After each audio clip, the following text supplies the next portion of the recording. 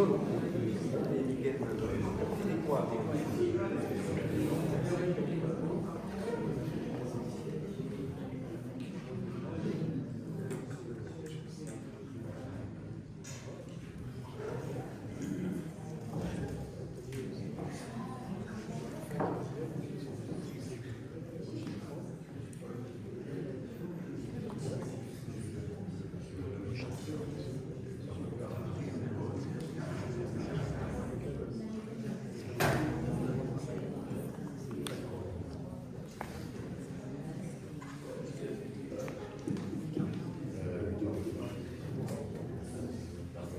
Bonsoir chers amis,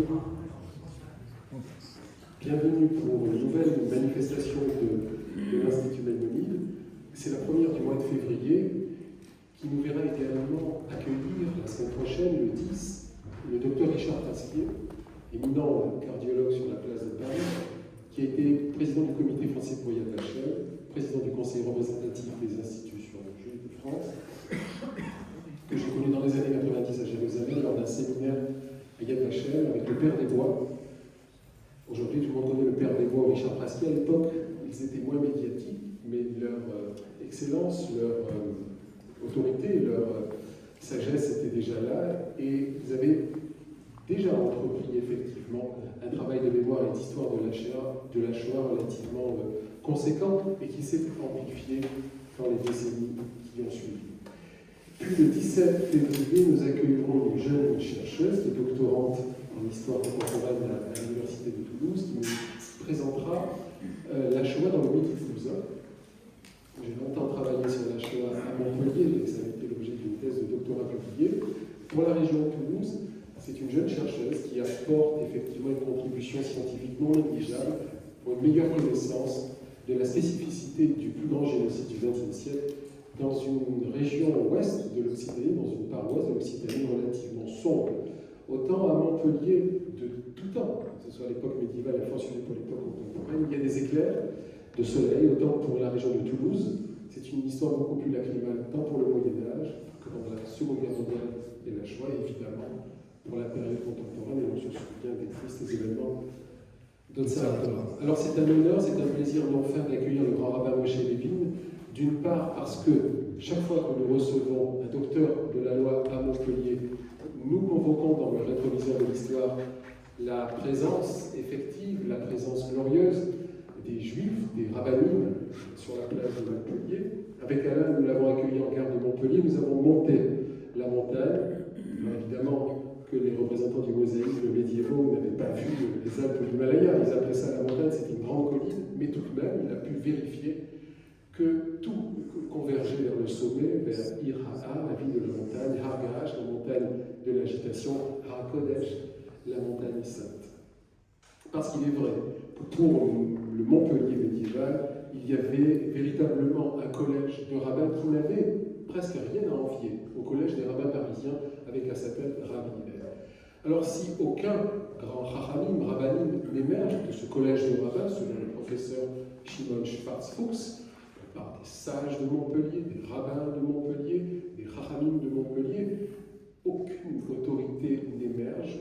Pour autant, on peut, pour paraphraser Binyamin de Toudel, dire qu'il y avait une excellence rabbinique ici même. On parlait des Chachmei Montpellier, tout autant que des Chachmei Lunel pour la cité voisine. Et vous le savez, si Lunel est resté à la postérité qu'en matière rabbinique et exégétique, avec les Chachamim de Lunel, les Chachmei Lunel, à Montpellier, il n'y avait pas que des savants effectivement en matière thoraïque, exégétique et mystique, mais il y avait aussi des savants pour les sciences exactes, philologie, médecine, et nous n'avons de cesse, avec Michael Delafosse, maire de la ville de Montpellier, que de le rappeler régulièrement, n'est-ce pas, cher Alain, et notamment pour le processus muséal que nous avons mis en place avec l'Institut Maïmonide, avec Charles Lévy, avec toute l'équipe, et avec Alain Zilberman, le consistoire régional, le consistoire central, Élie Korchia, et Michael Delafosse, la municipalité, pour faire relais, pour une résurrection de cette histoire des Juifs de la montagne, qui est une histoire originale, une histoire singulière, associée à la transmission du savoir entre l'Ibérie musulmane et la chrétienté.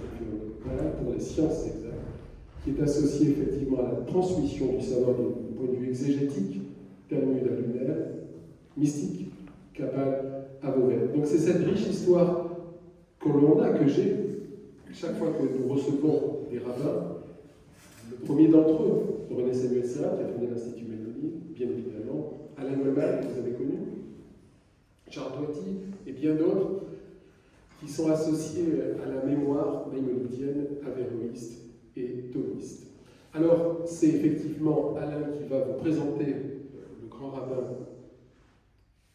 Moshe Levin, qui va introduire le débat, et il m'est agréable de mettre en exergue, de mettre en lumière effectivement le nom de la communauté juive du Rincy, pour laquelle notre orateur est grand rabbin, puisqu'elle porte le nom d'Henri Chilly. Et Henri Chilly, encore une fois, c'est un rabbin montpelliérain, pas seulement, il a fait ensuite une carrière éminente, effectivement, en terre parisienne, mais il a été le premier rabbin d'une communauté juive organisée digne de ce nom pour la période contemporaine, depuis le Moyen-Âge.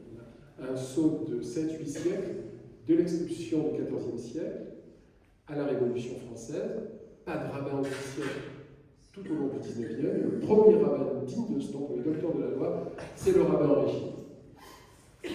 Nous avons inauguré avec la mairie de l'époque et Alain Silberman une place du rabbin Henri Chilly en présence du rabbin de France, Raïm Corsia. Il a organisé la vie de la communauté, non content de procéder aux offices synagogaux réguliers. Il a également organisé le sauvetage d'enfants juifs avec Sabina Zatine. Il a organisé les mouvements de jeunesse à Montpellier pendant la Seconde Guerre mondiale, donc et la Shoah. Il a travaillé en étroite collaboration avec le président de la communauté juive, qui n'était pas Alain Silberman à l'époque, Alain l'a été il y a quelques années, et c'était César Uziel. Bref, c'est une belle histoire. Donc, vous voyez qu'il y avait plein de raisons pour inviter le grand rabbin Moshe Levin, pas seulement pour introduire Ashkenazim à la table, mais c'était aussi pour effectivement mettre en lumière l'action remarquable que mène le grand rabbin en matière de dialogue interreligieux et surtout entre frères aînés monothéistes, judéo-chrétiens. Là encore, nous nous inscrivons dans les pas du professeur et grand rabbin René Samuel Sirat, qui accordait une place importante au dialogue entre les représentants du trident monothéiste abrahamique. Donc c'est un rabbin savant, comme au Moyen-Âge, que nous accueillons avec le rabbin Moshe Levin, qui va vous parler de cette fraternité retrouvée entre frères et des monothéistes, suite à la Seconde Guerre mondiale et à la Shoah, aux accords Vatican II, la déclaration d'Ostra Aetate, où l'on est passé de l'enseignement du mépris à celui de l'estime, et plus encore de la méconnaissance à la connaissance. C'est donc Alain qui va avoir effectivement la joie de vous présenter le parcours de cet éminent rabbin, qui répondra à nos questions, puis ensuite vous pourrez effectivement l'interroger. Je vous remercie.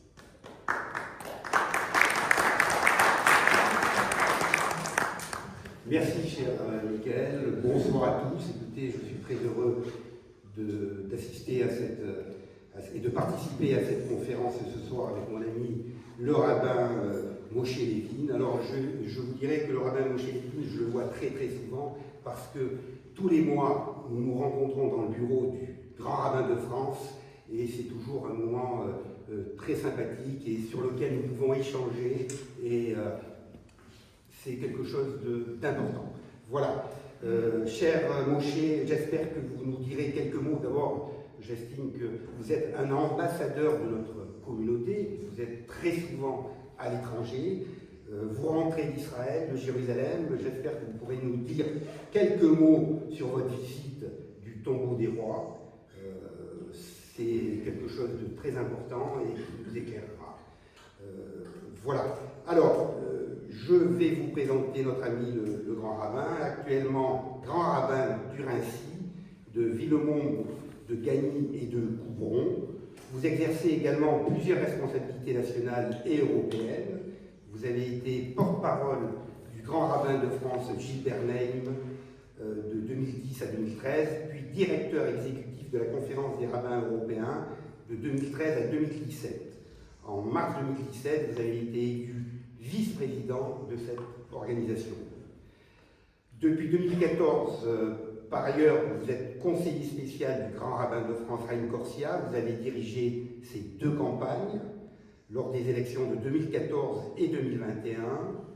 En 2024, vous avez été élevé au titre de grand rabbin lors d'une cérémonie solennelle en présence de nombreuses personnalités éminentes du monde civil et religieux.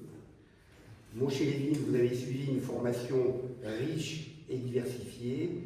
Vous avez bien entendu fait le séminaire israélite de France et vous avez également suivi plusieurs formations à l'Institut des hautes études de défense nationale, au Centre des hautes études de l'armement et au Centre des hautes études sur le développement économique, renforçant ainsi ses compétences sur les grands enjeux contemporains. Peut-être que vous pourrez également nous dire quelques mots là-dessus, parce que je sais que ce sont des dossiers qui vous sont très chers. Après les attentats de Copenhague en 2015, vous accompagnez le maire de Paris lors d'un voyage de recueillement.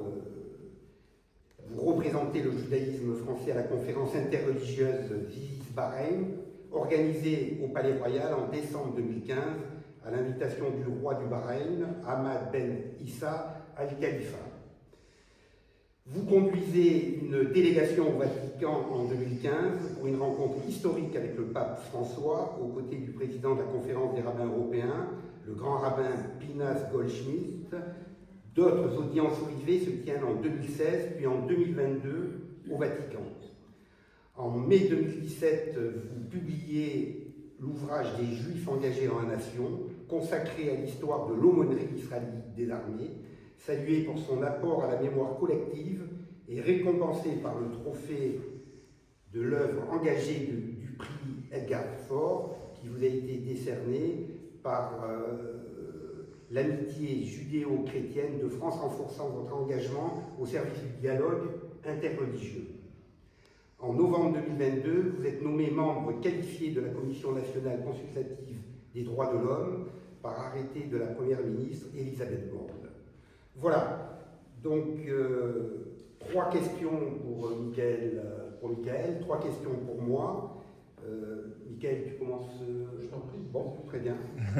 Alors, est-ce que le Nostra Aetate, qui est ce document qui déclare l'antisémitisme comme un péché contre Dieu en tout temps et en tout lieu, qui affirme la validité continue de l'alliance de Dieu avec Moïse et le peuple juif, et appelle à un plus grand respect et à une meilleure compréhension entre catholiques et juifs, est-ce que ce document concerne les 3 grandes branches du christianisme, orthodoxe, catholique et protestant?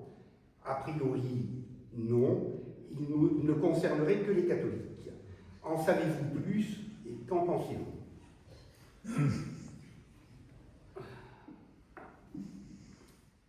Merci beaucoup pour cet accueil. Merci à Michael pour diriger de manière assez exceptionnelle cet institut universitaire Maïmonide, parce que, en regardant, en observant le programme, j'avais l'impression de lire le programme d'un centre universitaire parisien. Et voir à Montpellier, même si la tradition historique rappelle la sagesse de Montpellier, des habitants de Montpellier, bien là on a l'impression effectivement qu'il y a une communauté juive et ça ne s'adresse pas, c'est ça la grande force, c'est pas uniquement à la communauté juive, mais c'est à la société, parce que l'apport du judaïsme à la société est, je vais dire, même consubstantiel à la société, au judaïsme. Et donc, voir, je mesure le travail qui est effectué, vu la qualité des intervenants. Je parle d'allemand, bien sûr. Mais quand même. Et non, des autres intervenants. Et merci en tout cas de ce qui est fait. Puis j'ai beaucoup d'humilité parce que ici, on a le bonheur d'avoir plusieurs professeurs. Et il y en a un, Michael, c'est votre papa, Karel Yankout, dont je voudrais rappeler, parce que ça touche à la thématique de ce soir, qu'il a il a reçu le prix de l'amitié judéo-chrétienne de France, juste avant Louis-Marie Coudray, il y a 2 ans, et j'ai été présent, nous sommes vus à ce moment-là également. Donc, je ne sais pas ce que je vais avoir à dire auprès d'aussi grandes personnalités qui œuvrent au quotidien sur ce dialogue et sur l'histoire et la mémoire. Merci à mon ami, président régional de la communauté juive, Alain Zilberman. Merci aussi pour tout le travail qui est effectué, parce que aujourd'hui, à l'heure des médias, on aime bien voir tout de son téléphone et pas de présentiel. C'est pas évident par un jour de pluie comme cela d'avoir attiré autant de monde. C'est à tous les deux. Merci d'être là. Et merci de ce travail quotidien, parce que s'il y a du monde, c'est que la communication marche bien et que le travail est effectué au quotidien. Et moi, je veux rendre hommage à ceux qui œuvrent au quotidien en venant aujourd'hui de Paris. À votre question, cher président, je voudrais dire une chose, c'est que, pour répondre très clairement, c'est vrai que le texte de Nostra Aetate, c'est un texte qui est issu qui est catholique, dont, a priori, ne se reconnaissent pas ni les protestants, ni les orthodoxes. J'ai le souvenir, un jour, j'étais à Athènes, dans les années 2000, j'étais pour l'OTAN, conférence des aumôniers en chef des armées, des pays de l'OTAN, et puis il y avait l'archevêque d'Athènes. Je lui ai posé la question, est-ce qu'il ne serait pas bon pour vous d'effectuer la même démarche qu'a réalisé le catholicisme? Et la seule réponse, parce que je dis, mais pour vous, dans la théologie, le peuple juif est toujours le peuple déicide, et donc l'impact sur les populations, et même si vous dites que c'était avant, s'il n'est pas recontextualisé, ça pose un problème. Il n'y a pas eu cette rupture qu'a créé Nostra Aetate. La seule réponse qu'il m'avait donnée, c'est qu'il avait un ami juif, même des amis juifs, ce qui est classique. Et donc on avait essayé avec Seigneur Emmanuel Akadomakis, qui était le président de la conférence des évêques de France. On a organisé quelque chose à Athènes également, réunissant des responsables orthodoxes. Et bon, il n'y a pas eu de texte.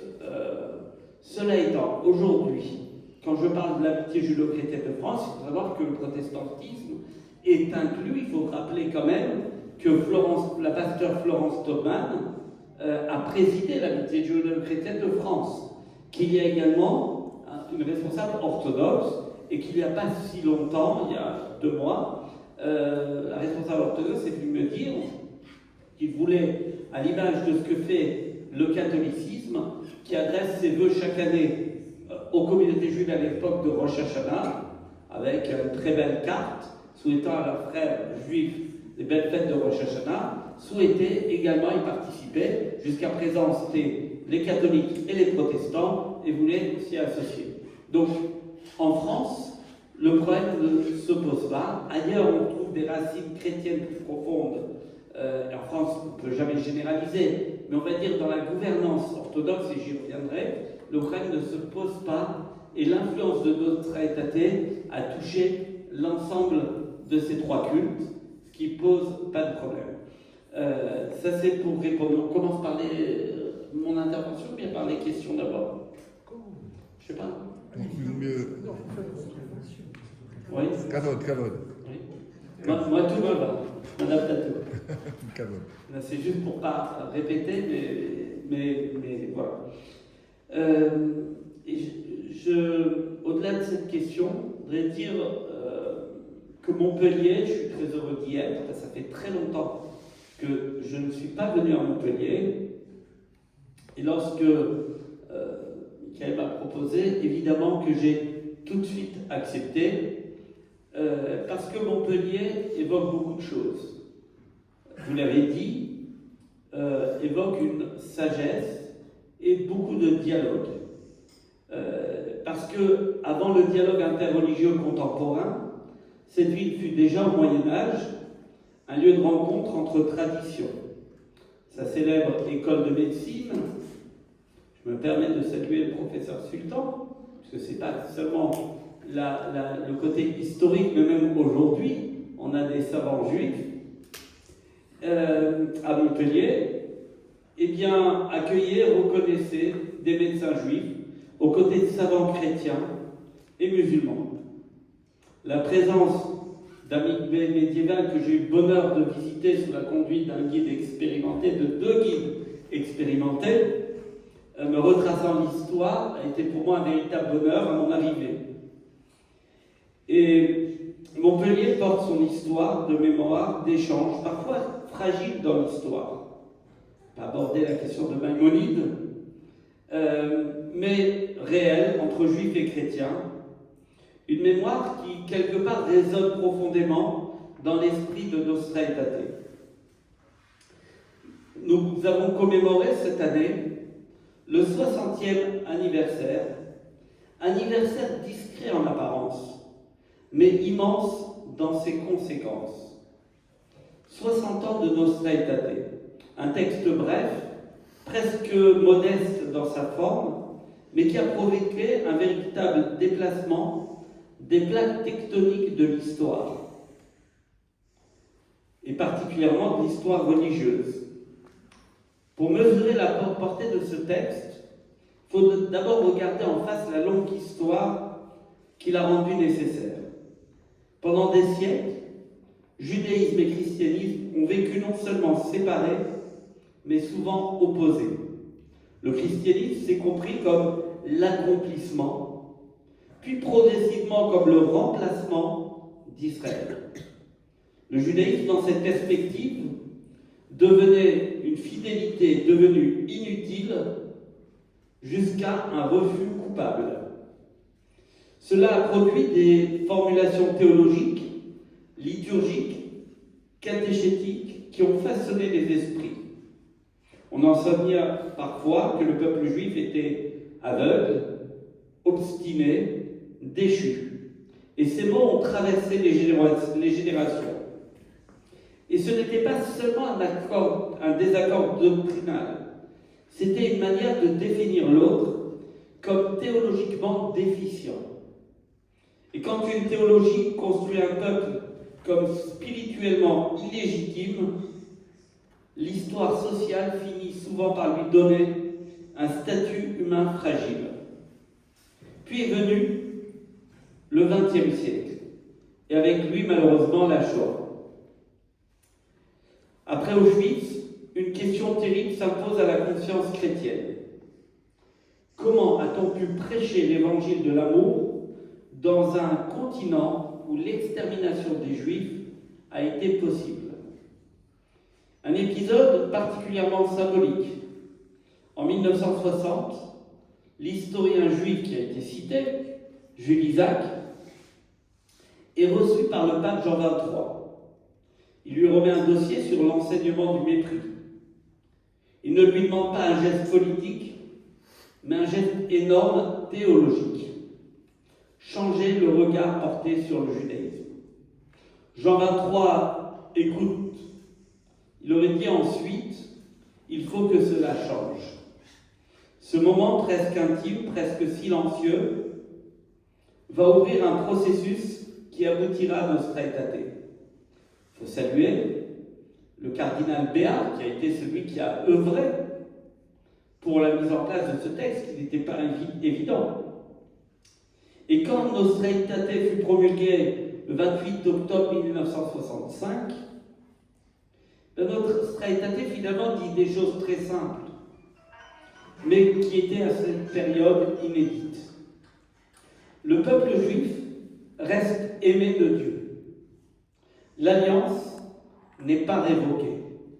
La responsabilité de la mort de Jésus ne peut être imputée à tous les Juifs. Ces phrases, aujourd'hui, elles ont l'air évidentes, mais à l'époque, elles ne l'étaient pas du tout. Théologiquement, cela signifiait que le judaïsme, après l'existence du judaïsme après le christianisme, n'est plus un problème à résoudre, mais un mystère à reconnaître. Israël n'est pas seulement le passé du christianisme, il est aussi son présent. Cela oblige l'Église à se redéfinir, non pas contre Israël, mais en lien avec Israël. Le christianisme redécouvre qu'il est greffé sur une racine qui ne lui appartient pas. L'histoire de l'olivier franc, appelé par Paul, sur l'olivier sauvage greffé sur l'olivier franc. Mais il y a plus qu'un changement de doctrine. Il y a aussi un changement de regard sur l'être humain. Avant, la différence religieuse était vécue comme une insuffisance. Après Nostra Aetate, elle peut être perçue comme une fidélité autre. Ce déplacement est immense. Il fait passer d'une logique d'exclusion à une logique de coexistence, voulue par Dieu. L'autre n'est plus une anomalie du plan divin, il peut être un témoin différent. C'est dans cela que je disais que c'est un tournant anthropologique, parce que reconnaître que l'identité ne se construit pas contre l'autre, mais aussi avec la présence de l'autre. Les textes changent les cadres, mais j'ose dire ce soir que les rencontres également changent les cœurs. En 1986, ce geste de quelques centaines de mètres de Jean-Paul II, qui va traverser le Tibre pour entrer pour la première fois dans une synagogue. C'est un geste immense. Pour un pape, de traverser à pied l'avenue, c'était un Shabbat, traverser le Tibre à pied pour rentrer dans une synagogue. C'est d'une part la reconnaissance du Shabbat, le respect du Shabbat, et reconnaître finalement le judaïsme. Il parle à ce moment-là de frères des Juifs comme de nos frères aînés dans la foi. C'est finalement l'incarnation de Nostra Aetate qui va se marquer. Et je le dis souvent, le Nostra Aetate n'est jamais une fin en soi. Il y a toujours aujourd'hui énormément de progrès à faire. Mais Nostra Aetate a ouvert une porte qui était fermée. Et pour construire une maison, il faut que chacun apporte sa pierre. Pas ne jette pas sa pierre, mais apporte sa pierre. Et c'est ces gestes qui vont se concrétiser. Je le disais tout à l'heure à la radio, je considère que la France, et là c'est ma vision européenne, est le pays où le dialogue est le plus fécond. C'est pas pour rien si Jules Isaac s'est rendu, était de France pour rencontrer le pape Jean 23. Jean 23, et puis il faut apporter le mérite à Jean 23, parce que même si cette déclaration a été faite sous Paul VI, le travail en amont, c'était Jean 23. Et la France, probablement, a ce dialogue le plus fécond en Europe entre les religions, parce qu'on a la chance d'avoir ce qui s'appelle la laïcité. On ne mesure pas l'importance de la chose lorsque vous avez une religion dominante, quel que soit le pays. Le dialogue n'est jamais le même. Je me souviens, il y a longtemps, il y a 20 ans, j'étais au Danemark pour l'OTAN, et il y avait un concert organisé dans un temple protestant, en présence de la reine, suivi d'une rencontre avec la reine. Il y avait une personne par religion qui la rencontrait, c'était tombé sur moi, pour la partie juive. Et puis à l'issue, il y avait un dîner, grand dîner officiel avec la reine. Et puis le grand rabbin du Danemark était à une table. Par contre, le responsable protestant, lui, était à la table de la reine. Ça ne crée pas la même ambiance. Ça fait une sous-religion. Et je pense que l'histoire de chaque pays est différente, mais lorsqu'on a une laïcité bien comprise, eh bien, elle permet beaucoup de choses. Et elle permet, entre autres, ce dialogue fécond. Le souvenir, lorsque parler de gestes qui sont venus, j'ai le souvenir, je vais vous faire sourire, j'ai le souvenir que lorsque j'avais accueilli avec le grand bain actuel, le grand bain de France, nous étions 2 rabbins à Orly en septembre 2008, lorsque le pape Benoît XVI est arrivé, on l'accueille, puis il y avait les cardinaux, il y avait des grands nombres d'évêques, et le président de la République et son épouse, Nicolas Sarkozy, à l'époque, et nous sommes en train d'arriver, puis je vois un archevêque qui vient vers moi, qui vient me saluer, m'embrasser, comment tu vas et tout. Je vois les autres évêques, dis donc, tu étais stupéfait, comment ils se connaissent. Et puis l'évêque dit, nous étions camarades de promo. Et là, j'ai encore plus surpris. Et moi, je leur dis, rassurez-vous pas au grand séminaire de Rome. Mais en fait, on était camarades de promo à l'Institut des hautes études de défense nationale. Lui était vicaire général à Dijon. Et moi, j'étais à Besançon comme rabbin régional. Et puis, on a fait l'Institut des hautes études ensemble. Aujourd'hui, c'est l'archevêque de Paris.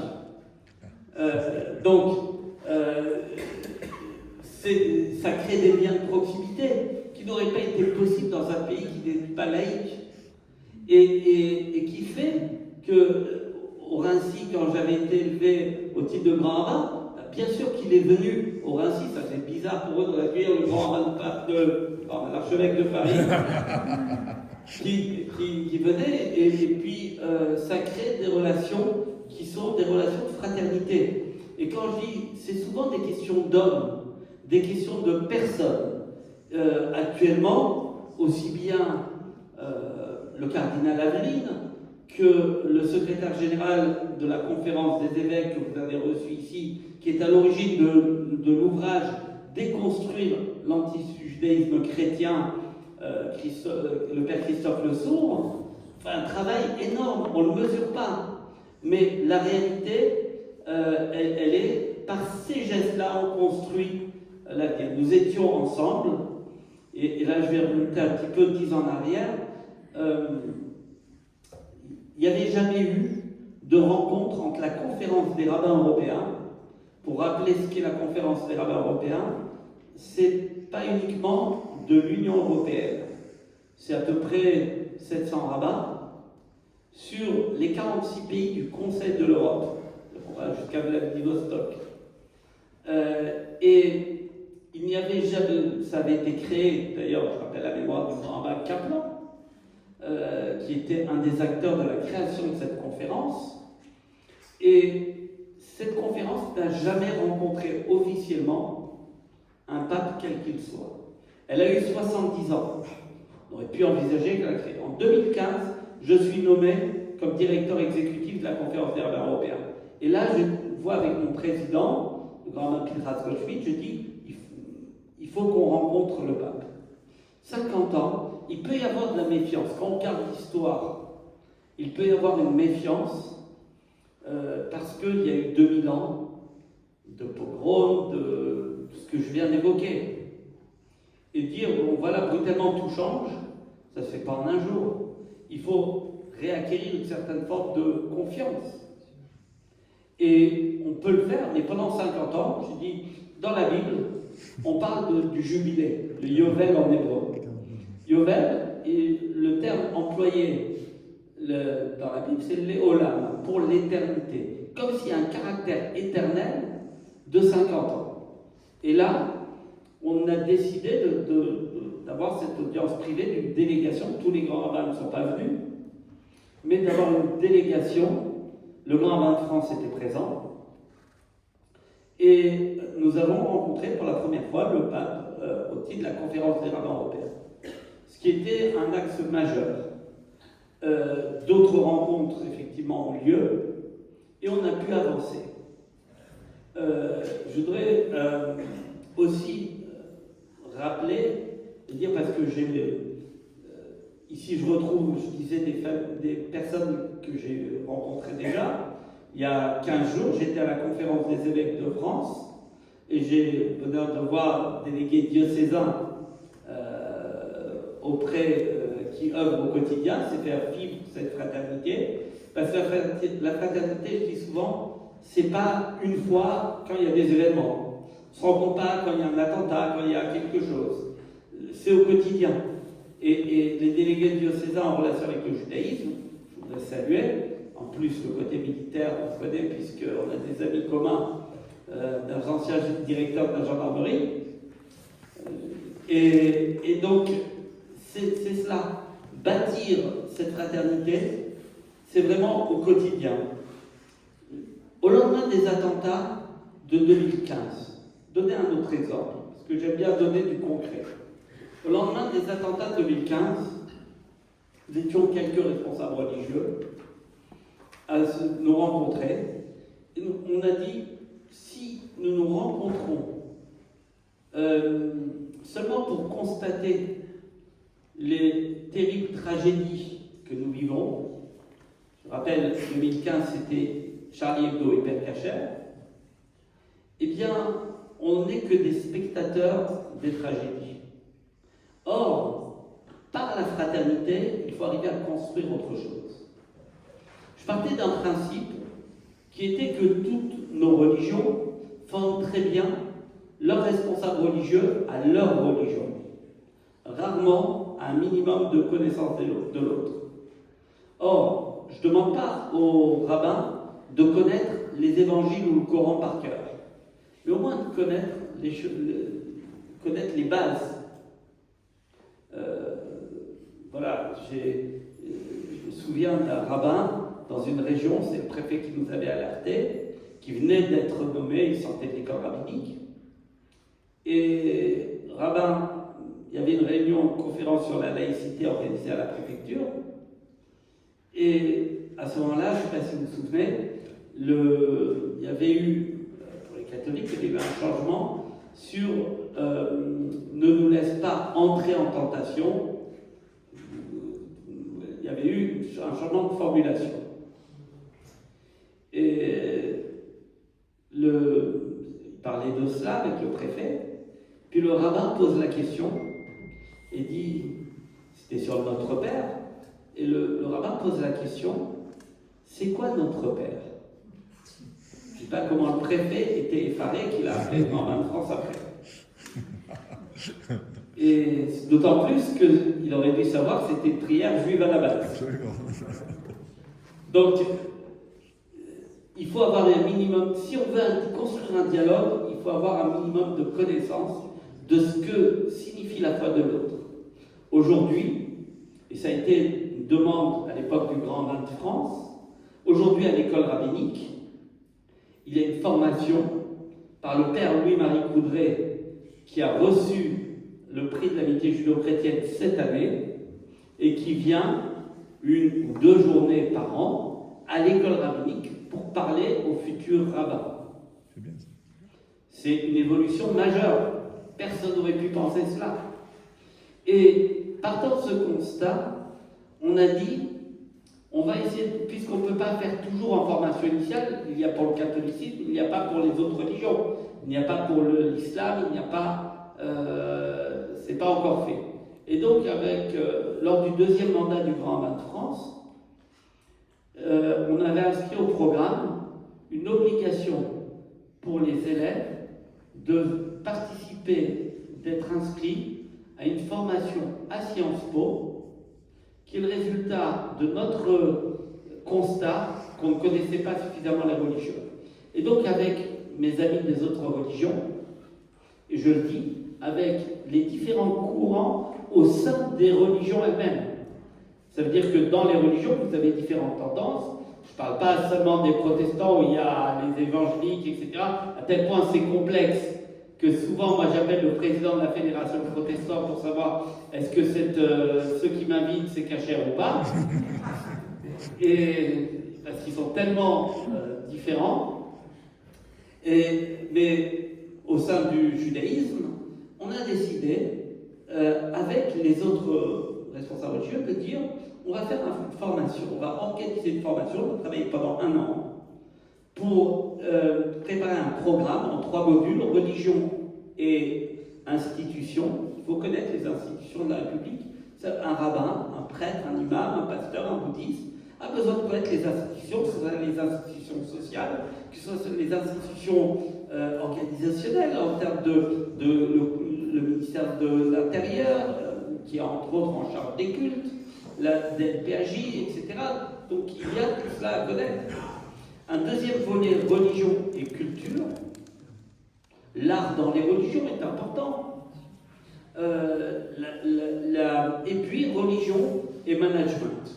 On a préparé un programme de 18 jours avec un conseiller d'État qui est un ami qui s'appelle Frédéric Puig-Servert. On a travaillé 1 an sur ce programme.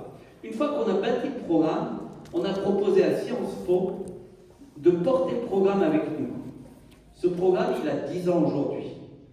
On a formé plus de 300 responsables religieux qui savent se parler. La réalité, c'est qu'après le 7 octobre, c'est le seul programme interreligieux qui a fonctionné, notamment à cause de l'islam. Et c'est réellement, je représentais le Grand Main de France et le président du consistoire qui était retenu lors de la dernière, du dernier conseil qui était à l'école rabbinique, justement. Et il y avait une conférence organisée sur la laïcité par le ministre, qui a été conclue par le ministre. Et je disais, voilà ce qu'on est arrivé à faire. Et le patron de la DLPAJ, Liberté publique, a dit qu'ils allaient utiliser ceux qui ont été formés pour aller dans les écoles. Parce que le problème, c'est la jeunesse aujourd'hui. La jeunesse, ce qu'ils regardent, c'est les réseaux sociaux. C'est pas autre chose. Et alors maintenant, il y a M. ChatGPT qui a tout remplacé, mais à qui on pose des questions. Mais oui.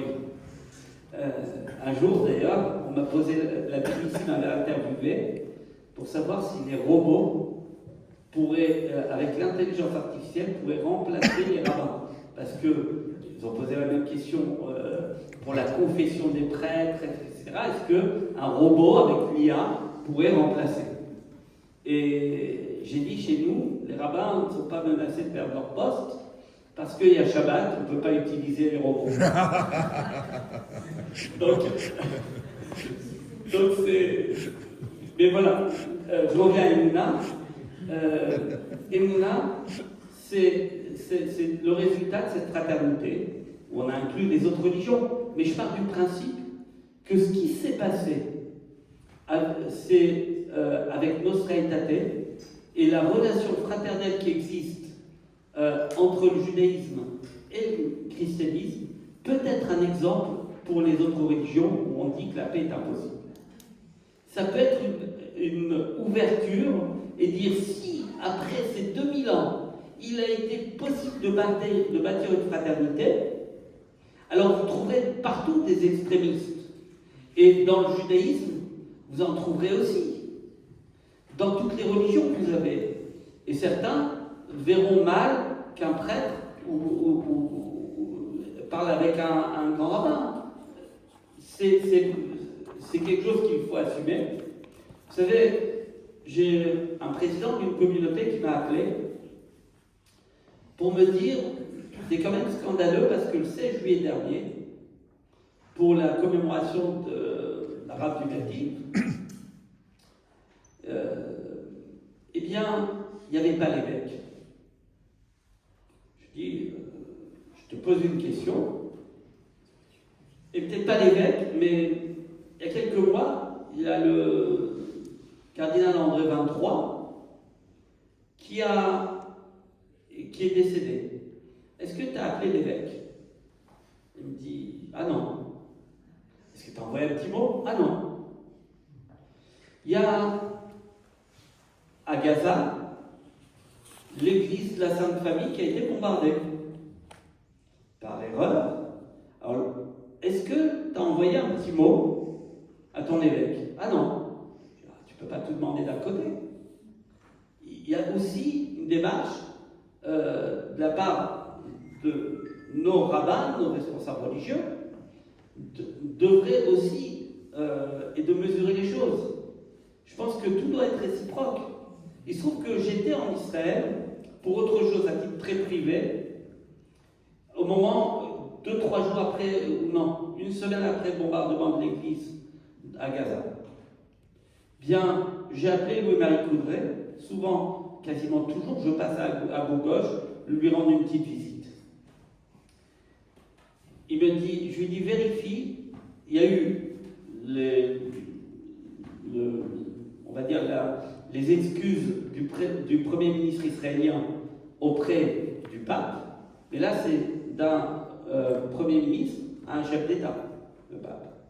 Mais est-ce qu'il y a eu une rencontre entre un responsable religieux israélien, le grand rabbin d'Israël ou autre, et le cardinal Pizzaballa, qui est le patriarche latin de Jérusalem? Il vérifie, il me dit non. Je lui dis, écoute, si tu as un rendez-vous pour moi demain, j'y vais. Il m'obtient un rendez-vous. Je lui dis, tu viens avec moi. Et on va le rencontrer. C'était la seule marque, et le grand rabbin m'a chargé de le représenter aussi. C'était nécessaire, et je peux dire que c'était un geste fort. Mais quand on sort avec le frère Louis-Marie Coudray, on est la vieille ville de Jérusalem, on décide d'aller au Kotel ensemble. Je peux vous dire, on ne peut pas ne pas l'identifier. Moi, on m'identifiera pas peut-être comme rabbin, faire une kippa, mais lui, en bénédictin, en tenue blanche, on ne peut pas ne pas le reconnaître. Et marcher ensemble, c'était pour aller vers le Kotel. Vers le mur, oui, le mur, pas le mur des lamentations, le mur occidental. Parce que vous connaissez l'histoire d'un Français qui arrive en Israël. En Israël, ça s'appelle le Kotel HaMaaravi, le mur occidental. Un Français qui arrive à Jérusalem, il demande au chauffeur de taxi, amène-moi au mur des lamentations, il l'a amené au centre des impôts.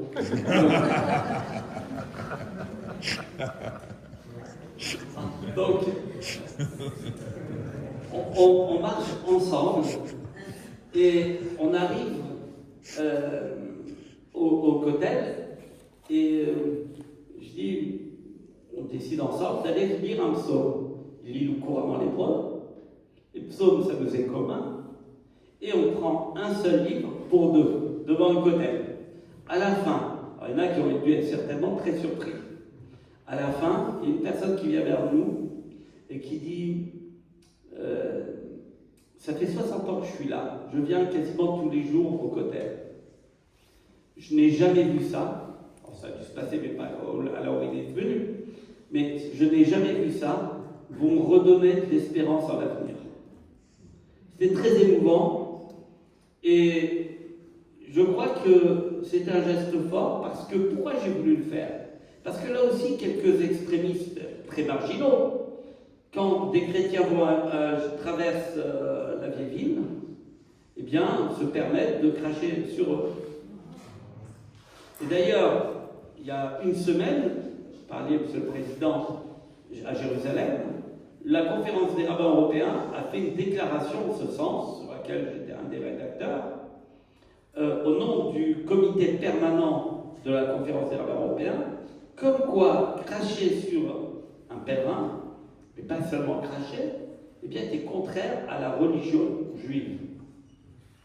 Et cette déclaration qui va dans la presse, il y a 2-3 mois encore en discussion, parce qu'il fallait avoir l'accord de tous, et quelque chose pour moi qui était évident, et c'est pour cela que je lui ai dit, on va aller là-bas.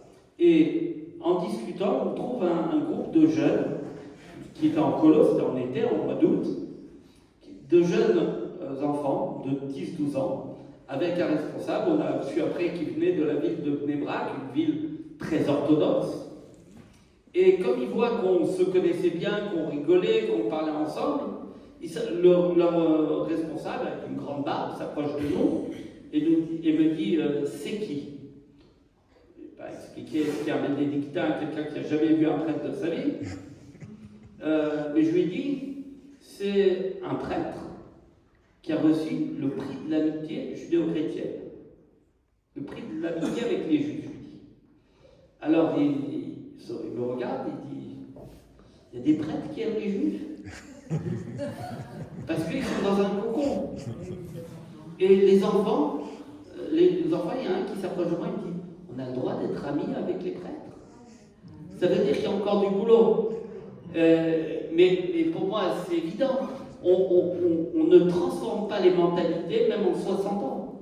Mais au contraire, c'est quelque chose qui doit nous interpeller pour nous dire on ne va pas être au chômage dans ce domaine. Il y aura toujours du travail. Et peut-être que, là, je vois que je dépasse l'horaire. Non, c'est bien. Je vais essayer de conclure. Parce qu'il faut avoir conscience d'une chose, que le dialogue ne consiste jamais à effacer les différences. Il consiste simplement à habiter sans peur. 60 ans à l'échelle de l'histoire de l'Église et du peuple juif, c'est très peu.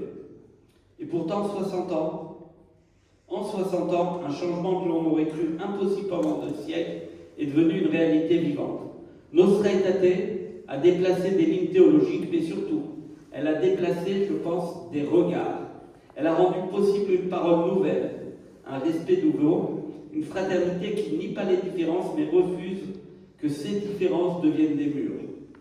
Mais un texte, même prophétique, ne se vit que par ceux qui le pensent, c'est-à-dire vous ici présents. Aujourd'hui, la responsabilité, j'ose le dire, ne repose pas seulement sur les papes, sur les conciles, sur les commissions de dialogue. Elle repose sur nous, sur nos communautés, sur nos manières de parler de l'autre, sur notre manière d'enseigner, de prier, de transmettre. Le dialogue judéo-chrétien ne peut être une parenthèse historique, il doit devenir une réalité spirituelle.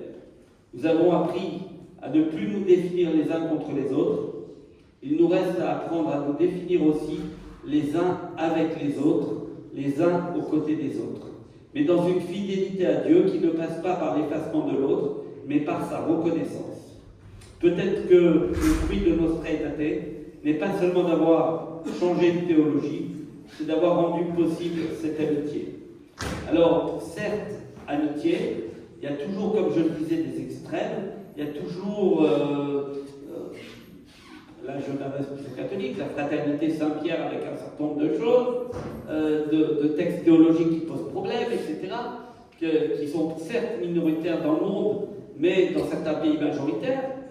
Peut-être que le grand fruit de Nostra Aetate, donc c'est cette amitié. Une amitié entre croyants qui savent qu'ils ne pensent pas la même chose, qui ne prient pas de la même manière, mais qui reconnaissent que l'autre se tient lui aussi devant le même mystère. Alors oui, il reste des tensions. Et il ne faut pas penser que le monde est un monde de bisounours. Il reste des incompréhensions. Il reste des blessures de l'histoire, des crispations du présent, mais le chemin est ouvert. Et lorsqu'un chemin de paix s'ouvre dans l'histoire religieuse, il devient une responsabilité sacrée de continuer à l'emprunter. Nostra Aetate n'est pas derrière nous, elle est devant nous. À nous d'en faire pour les générations qui viennent, non seulement un souvenir du passé, mais une promesse vivante. Merci pour votre attention.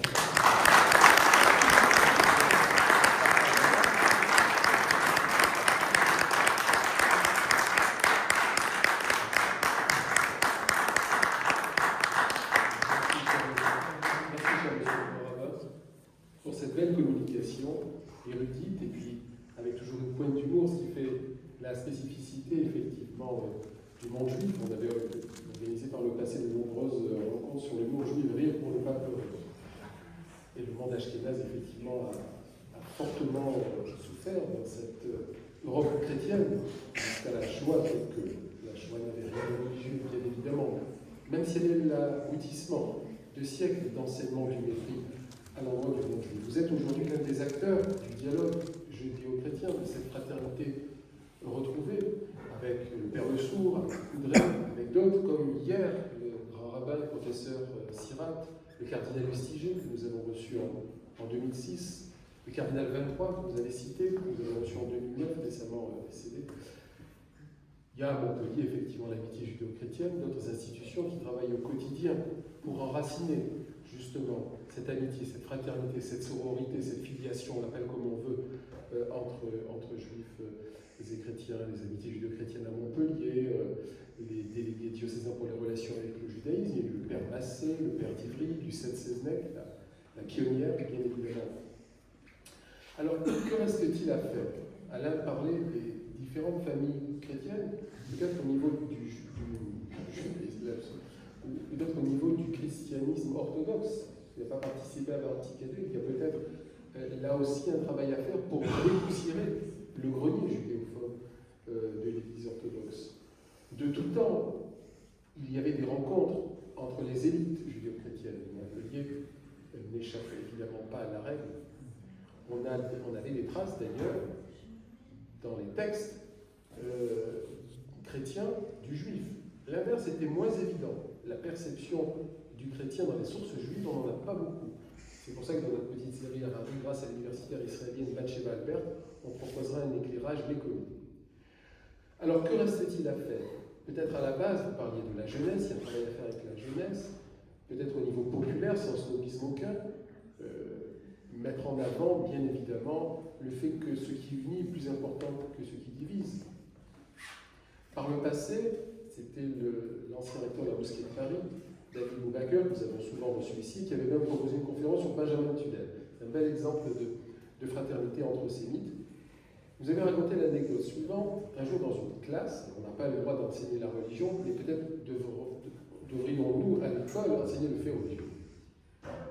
Le professeur donne à ses élèves des passages du Coran, des évangiles et de la Bible hébraïque, sans marquer la source. Il y a une lecture qui s'opère, puis tout d'un coup, il y a un enfant qui dit « Ah, maître, ça c'est le Coran. Ah, maître, ça c'est les évangiles. Maître, ça c'est pas l'Ancien Testament, mais on préfère la Bible hébraïque. » Et le professeur a dit « C'est intéressant ce que vous dites, etc. Mais ce que vous avez appelé la Bible hébraïque, c'était un passage du Coran. Ce que vous avez dit un passage du Coran, c'était les évangiles. » Donc, ce qui montre effectivement, d'abord qu'il y a un travail à faire, mais que finalement, ce qui unit est beaucoup plus grand sur ce qui divise. Donc, voilà, quels sont les enjeux à venir? Vous en avez ébauché, vous avez fait une certaine ébauche de ce qui reste à faire, mais quels seraient les nouveaux combats à mener au nom du dialogue judéo-chrétien d'une manière plus large, de la fraternité d'Abraham, de cette fraternité du trident monothéiste abrahamique, pour reprendre mot pour mot, pour paraphraser le grand rabbin et professeur Sirat.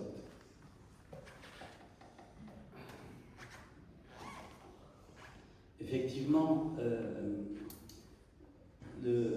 la tradition orthodoxe, encore faut-il dire qu'elle n'est pas uniforme, cette tradition, entre le patriarcat de Moscou, le patriarcat d'Istanbul. On n'est pas sur les mêmes types patriarcats. Et je pense que dans quelques années, je prends l'exemple de patriarche Bartholoméo, qui devrait être remplacé bientôt, enfin, voilà, qui en tout cas dans les 10 ans à venir, on va dire. Et son successeur possible, eh bien, c'est Monseigneur Emmanuel Akademakis, avec de fortes possibilités, pour ne pas dire de très fortes. Avec lui, je pense qu'il a conscience du problème, et je pense qu'on arrivera à quelque chose qui fera bouger. Parce qu'on a cette fraternité qui est entre nous et nous connaissons depuis longtemps. Donc on peut faire bouger les lignes, je pense que ça se fera. Il faut être patient et utiliser Nostra Aetate comme un levier pour les autres. Les protestants en France ont réalisé une déclaration il y a quelques années qui a été remise au Grand Rabbin de France. Il y a eu un colloque organisé qui a été remise au Grand Rabbin de France parce que juste une déclaration de fraternité et les choses ont bougé. Alors c'est pas mondial, mais de toute façon chez les protestants vous ne pouvez pas faire quelque chose de mondial. parce que chacun est un chef à lui-même. Donc, déjà, la Fédération protestante de France l'a réalisé. Donc, les choses doivent continuer. Pour moi, un des acteurs clés, c'est la jeunesse. Je l'ai fait plusieurs fois, d'aller avec un prêtre, un pasteur, un imam, un bouddhiste, dans des écoles, ensemble. Je pense que quand les jeunes voient qu'un prêtre, un rabbin, un pasteur, un imam, ceux ont des religions différentes, mais qu'ils sont amis, qu'ils se connaissent, eh bien, pourquoi vous voulez qu'un insulte l'autre après? S'ils voient que les responsables, qui doivent donner l'exemple, se connaissent entre eux et travaillent ensemble. Et ce format, pour moi, c'est une des clés. Parce que ça évite de chercher les extrémistes partout. Ils voient concrètement, je l'ai fait dans des écoles à Pantin, je l'ai fait dans des écoles publiques aussi, au collège Iqbal Massi, à Saint-Denis. Donc rien n'est impossible. Et ça s'est très bien passé. En général, ça se passe bien quand les professeurs travaillent en amont. C'est comme la Shoah. Quand vous prenez des jeunes, vous les amenez à Auschwitz sans préparation, c'est une catastrophe. Il vaut mieux ne pas le faire. Quand vous préparez les choses et vous débriefez après, il ne faut pas oublier l'après, eh bien le résultat, c'est qu'ils ne sont plus les mêmes. Avec le Grand Bain de France, on organise chaque année un voyage interreligieux en prenant un prêtre, un imam, un pasteur, des fois il y en a deux, et en prenant des jeunes de différentes écoles. On a 120 jeunes qui comprend avec chaque année. Faites le compte, ça fait plus de 25 ans qu'il ait fait ce voyage. Et c'est un voyage, on affrète un avion, 170 personnes, avec des responsables politiques, des responsables religieux. Je peux dire qu'avant le voyage et après le voyage, mais on les fait passer en amont. La veille au mémorial d'Achoua, quelquefois à l'Élysée aussi, pour être reçu par Madame Macron, quelquefois, tout dépend des fois, on leur donne quelque chose d'assez unique, grâce au Grand Bain de France. Et le résultat, on a des enfants qui sont des enfants issus de quartiers difficiles qui viennent. Mais on débriefe après. Et ça donne des résultats. Donc, je crois que la jeunesse, ça doit être l'axe prioritaire aujourd'hui, si on veut que notre État ne reste pas, et j'ai rien, je suis, au niveau des têtes grisonnantes. Et c'est un défi majeur. Utiliser aussi les réseaux sociaux. Quelquefois, on ne les utilise pas, on laisse les réseaux sociaux être utilisés pour ce qu'il y a de pire. Moi, je parle d'un principe que chaque chose, chaque découverte, elle a le meilleur comme le pire. Avec le nucléaire, on peut faire de l'électricité, mais on peut faire une bombe nucléaire, pour prendre un peu les extrêmes. Et là aussi, les réseaux sociaux, ça peut être un vecteur de communication. D'ailleurs, je me souviens du pape qui avait été, pape François, qui avait été un des premiers sur les réseaux sociaux. Alors, je ne pense pas que c'était lui, mais en tout cas, à se lancer sur les réseaux sociaux. Je crois que, vous savez, j'ai reçu, il y a 2-3 semaines, il y avait la France qui accueillait les rencontres de Thésée, qui sont des jeunes Européens, axés sur la prière, etc. Il y a eu, à l'invitation de l'archevêque de Paris, et puis il y a une partie qui était sur mon département. J'ai reçu dans ma synagogue 250 jeunes Européens, avec l'archevêque.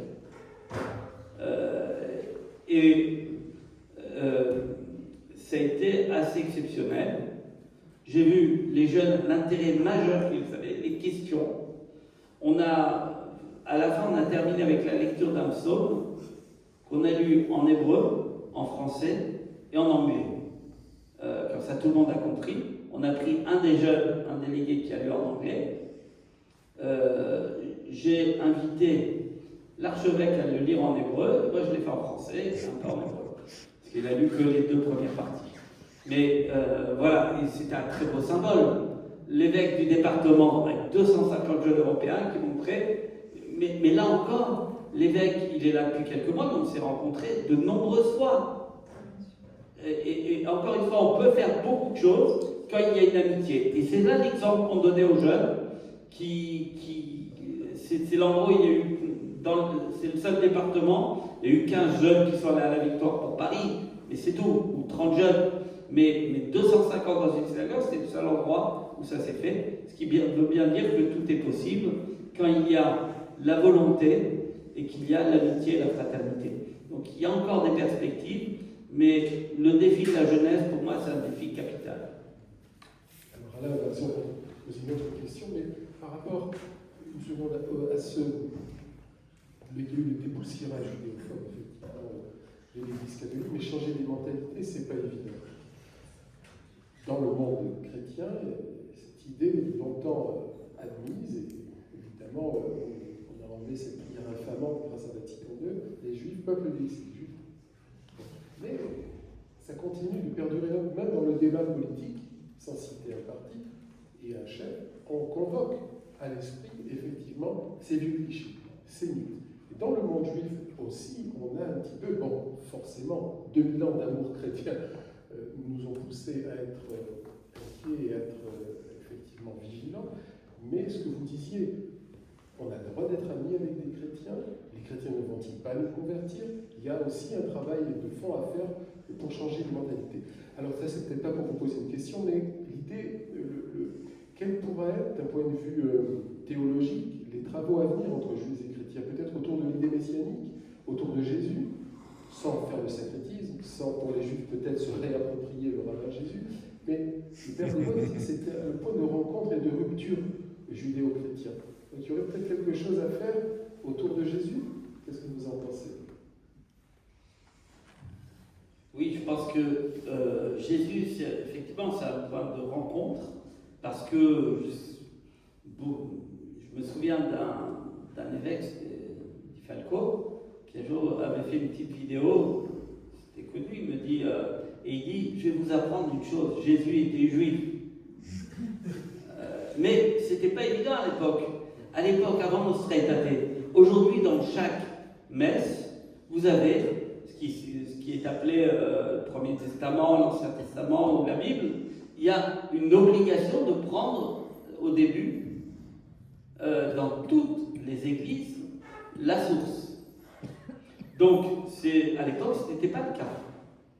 Je dis souvent que chez les protestants, à l'inverse, la partie ancrage religieux juif, il y a une obligation théologique pour un pasteur de lire l'hébreu dans la formation. Donc, ce qui n'était pas le cas au niveau de l'Église, on peut être prêtre sans savoir lire l'hébreu, même si c'est encouragé ces derniers temps. Mais donc il y a ce travail théologique. Jésus rappelait qu'il était juif, rappelait aussi ce que j'ai écrit dans le livre qui sort, qu'il y a une problématique, c'est que le judaïsme ne peut pas reconnaître Jésus comme Messie, parce que dans la Bible, quand on parle de Moïse, le plus grand des prophètes, on rappelle sa filiation née d'un père et d'une mère, et on dit que Ish, un homme, comme dans le judaïsme, c'est contraire à l'objectif d'un homme, c'est pas d'être le fils de Dieu. On est tous fils de Dieu dans le judaïsme. Et donc, cette question, ça peut être abordé. Je ne pense pas que c'est ce qui... ça doit être abordé sur le sens de relation, discussion, mais je pense que la première thématique, c'est de voir aussi pour moi, et pour tout, on ne peut pas être un bon chrétien si on ne connaît pas le judaïsme. Comment redécouvrir le christianisme de Jésus, tout simplement?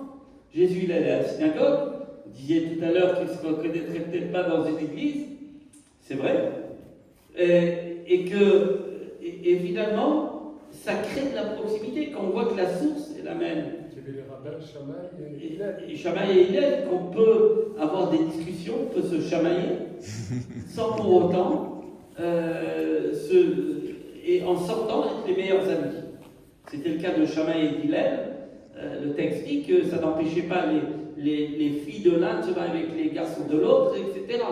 Donc on peut se chamailler sur des questions, ne pas être d'accord au niveau théologique. Pour autant, l'autre ne devient pas mon ennemi lorsqu'il ne pense pas comme moi. Et ça, c'est un vrai travail de fond à faire. On peut croire en une foi sincère, etc. Et dire, eh bien, un peu comme Norman Français le rappelait, on a une montagne. En bas de la montagne, le périmètre est très large. Si on monte, à mesure que l'on monte, quand on arrive au sommet, eh bien, on se retrouve tous au sommet. Au départ, on est très éloigné.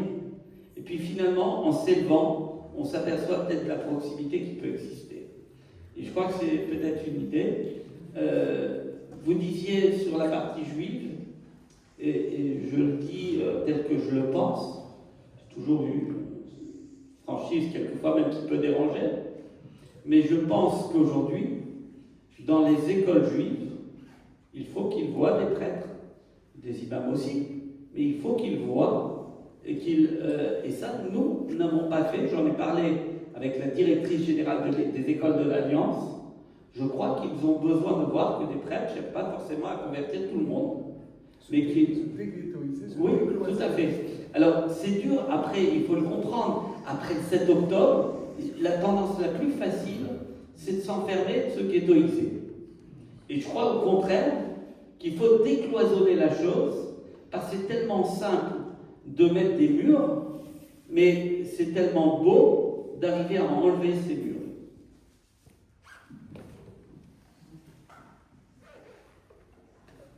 Alors ma deuxième question est pas très loin de la tienne. Est-ce qu'il s'agit, comme le texte sur la Genèse nous le raconte, à propos de Joseph et ses frères, d'une profonde réconciliation, surtout par rapport à la situation actuelle des Juifs du monde entier?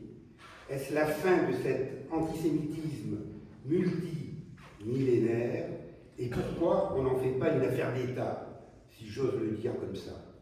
J'ai envie de dire un cataclysme mondial, puisque c'est la fin de la haine anti-juive, religieuse, catholique, enfin.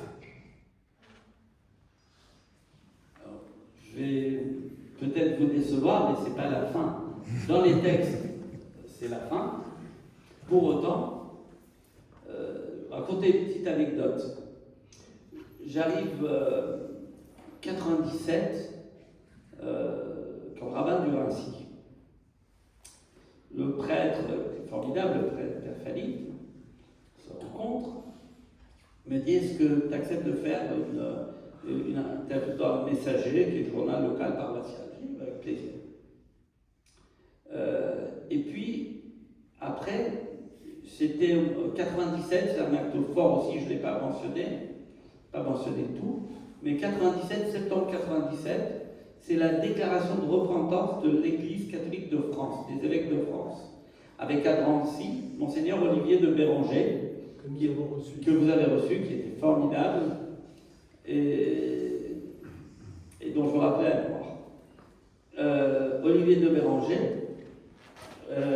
lit cette déclaration, qu'il faut quand même le dire, c'était pas tous les évêques de France, contrairement au texte de 2021, du 1er février 2021, qui était à la conférence des évêques, une déclaration qui a été donnée au gouvernement de France, au président du CRIF. Là, c'était les évêques qui ont signé, c'est les évêques qui avaient des camps dans leur diocèse. C'était pas le vice-président des évêques, etc. Et un peu après, c'était la fête de Pâques, et il écrit quelque chose sur la fête de Pâques dans son article, et puis il vient me voir, il me dit, il y a quelques paroissiens qui sont venus me voir, en disant: si ça continue, on va donner nos deniers de l'église au CRIF. Voilà un petit peu le schéma. Mais quelques mois après, paroisse à côté à Gagny, dans mon secteur, j'arrive le matin à la synagogue et j'ai des fidèles qui viennent me voir avec une frustration, une colère terrible, en me présentant le bulletin paroissial où vraisemblablement notre étaté a été occulté, et on parlait du peuple juif, peuple déicide, etc. C'était pas le curé était le directeur de la publication, mais c'est quelqu'un qui a écrit et c'était d'un antisémitisme virulent. Ça, c'est il y a 30 ans. Et à ce moment-là, les fidèles me mettent une pression pour me dire qu'il faut répondre, un droit de réponse. Moi, je dis, écoutez, laissez-moi réfléchir. Je me suis dit, qu'est-ce que je vais entretenir une guerre de religion locale? Pas d'intérêt, pas de sens. Je ne vais pas faire un droit de réponse. Je fais passer, je transmets les éléments à Olivier de Béranger, c'est là Olivier de Béranger, lui m'appelle, me dit, il écrit le même jour une réponse qui condamne ce qui a été écrit et demande de l'afficher à la synagogue. Ça calme déjà les fidèles. Après, il me dit, c'est à moi de faire le travail, à moi de laver le linge sale, c'est pas à vous de répondre. Parce que manifestement, certains n'ont pas lu Nostra Aetate. Et donc c'est lui, dans le bulletin suivant, qui remet les pendules à l'heure et qui gère la chose. Ça, je l'ai eu après avec docteur Charles Sulman sur l'île. Sur l'île, il a eu un problème dans une diocèse, donc il y a un grand nombre de paroisses où les gens ne connaissent pas. D'ailleurs, je défie quiconque à aller dans la rue, poser la question à n'importe qui. C'est quoi Nostra Aetate? Vous allez voir la réponse. Si vous en avez 1 sur 100 qui sait ce que c'est déjà beaucoup. Et donc il y a un vrai travail à faire. L'antisémitisme chrétien n'a pas, il est plus professé par les prêtres. Pour un temps, pour autant, il y a encore du travail au niveau des paroissiens. Et ça, c'est une réalité. Et peut-être, toujours dans le même domaine, je crois qu'il y a un vrai travail, vous parliez, c'est justement de populaire à faire. Parce que Nostra Aetate, c'est un mot qui, pour eux, c'est un mot magique, je ne sais pas, ils ne savent pas ce que c'est. Ils disent on n'est même pas en France et tout, il faut trouver quelque chose, un point d'accroche qui permette de parler beaucoup mieux aux paroissiens. Qui permet de faire avancer les choses pour que quand on pose la question de Nostra Aetate, quand on essaye de faire avancer dans ce domaine, et je crois que, et ça c'est à l'Église aussi qui a fait un premier grand travail avec le Père Christophe Le Sourd. Vous savez, dans la foi chrétienne, les pèlerinages en Terre Sainte sont importants. Pour les Juifs, c'est évident, mais sont importants. Et actuellement, il y a peu de pèlerinages, mais ça a repris. Lorsque Patrick Desbois, le père Patrick Desbois, me disait, un jour je faisais une conférence avec lui au Collège des Bernardins, et Patrick disait, ce qui est scandaleux, c'est que souvent, les seuls moments où les catholiques qui viennent en pèlerinage voient des juifs, c'est à l'aéroport Ben Gurion. Après, ils passent côté palestinien et finalement, ils voient le judaïsme historique sans voir le judaïsme vivant aujourd'hui. Et il y a eu un guide qui vient d'être terminé il y a quelques mois, d'ailleurs je vois sourire, qui est formidable, qui replace le judaïsme vivant, et il faut tout le mérite et à plusieurs personnes du service national des relations avec les judaïstes à la conférence des évêques, mais aussi au père Christophe Le Sourd qui avait fait ce formidable travail. Il ne faut pas le négliger, parce que quand on passe que du côté palestinien, eh bien on a une vision qui est tronquée. Je ne parle pas de questions politiques, mais questions tronquées parce qu'on ne voit pas en Israël des juifs dans une université avec une kippa et à côté une femme voilée dans la même université. Et qu'on ne voit pas les panneaux écrits en arabe et en hébreu, et que quand on revient, on parle d'apartheid parce qu'on n'a vu que le mur de séparation. Et donc là aussi, même si je suis le premier à dire qu'aujourd'hui, un des grands dangers des religieux, c'est de ne pas, de faire en sorte de ne pas se laisser manipuler par les responsables politiques. Donner une petite anecdote perso aussi. 2015, vous l'avez dit, Monsieur le Président, je suis invité par le roi du Bahreïn, décembre 2015, à une conférence. Il ne savait pas que c'était Hanouka. Je me pose la question, est-ce que j'y vais ou pas?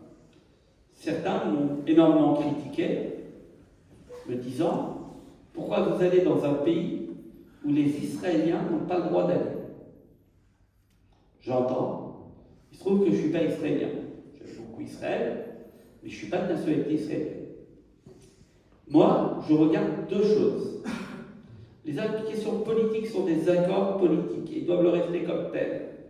Je ne vais pas mélanger les choses. Je regarde deux choses lorsqu'on m'invite. Un, est-ce que le pays lutte contre le terrorisme?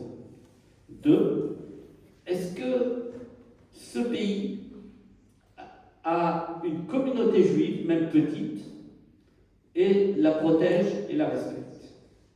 Il se trouve qu'au Bahreïn, en 2008, Rouda Nounou, qui est a été nommée, qui est juive du Bahreïn, a été nommée ambassadrice du Bahreïn à Washington.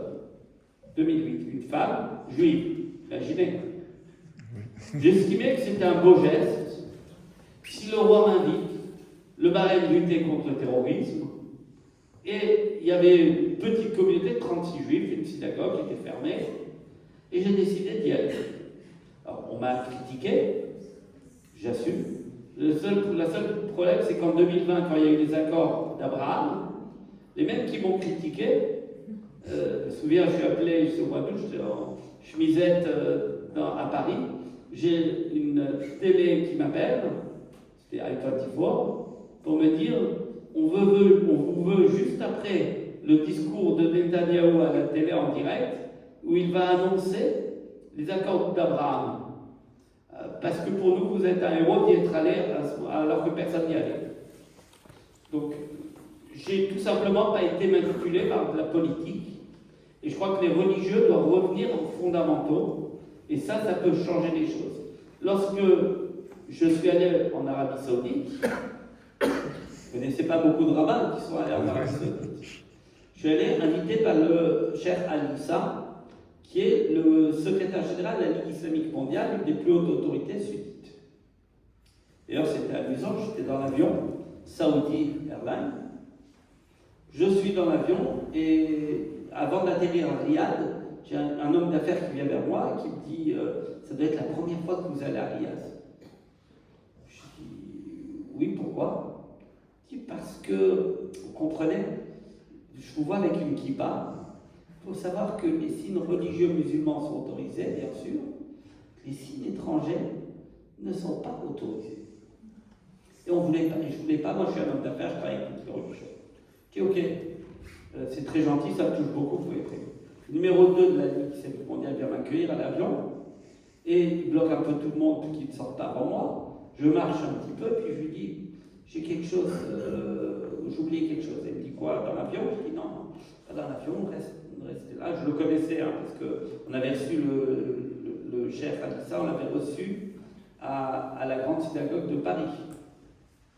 Et il me dit, et je l'avais rencontré à Berlin et dans d'autres moments, eh bien, je retourne, je vois des gens, lui, l'homme d'affaires qui attendait, je dis, vous voyez, finalement, si je suis sorti avant vous, c'est grâce à la kippa. Donc, j'ai dit en souriant. Mais voilà, ce sont des choses. Lorsque un des élèves d'Emouna est aujourd'hui le directeur de l'ECUJ, le Centre universitaire européen d'études juives, à Paris. Un jour, il finit Emouna, il me dit qu'est-ce que tu penses si je fais un iftar kasher? On arrive bientôt le 18 période de Ramadan. Qu'est-ce que tu penses si je fais un iftar kasher? Je dis il n'y a pas de problème. Est-ce que tu m'aideras? J'ai dit oui, je t'aiderai. Il me dit est-ce que tu peux m'avoir quelques autorités, des ambassadeurs? Je dis qui tu veux. Alors il me dit qui tu peux avoir, je peux avoir la Tunisie, le Bahreïn, les Émirats Arabes Unis, l'Arabie Saoudite. Quoi, l'Arabie Saoudite? Je peux avoir l'ambassadeur qui vient ici? Je dis oui, bien sûr. J'appelle l'ambassadeur, il me dit tu viens? Je dis oui. Il dit alors je viens. Et il est venu. Je peux vous dire, on était après le 7 octobre. L'ambassadeur actuel, c'était l'ancien, celui-là de la première fois. L'actuel est venu aussi. Mais l'ambassadeur d'Arabie Saoudite, pour mon élégation au titre de Grand Rabbin, c'était après le 7 octobre. Il est venu à la synagogue du Raincy.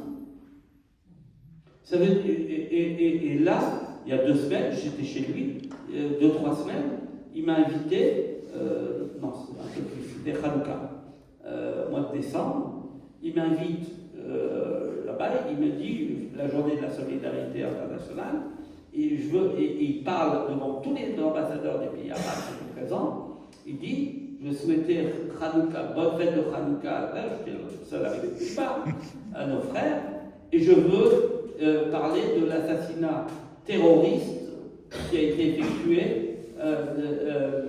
à Sydney. Donc, les choses peuvent évoluer, peuvent changer.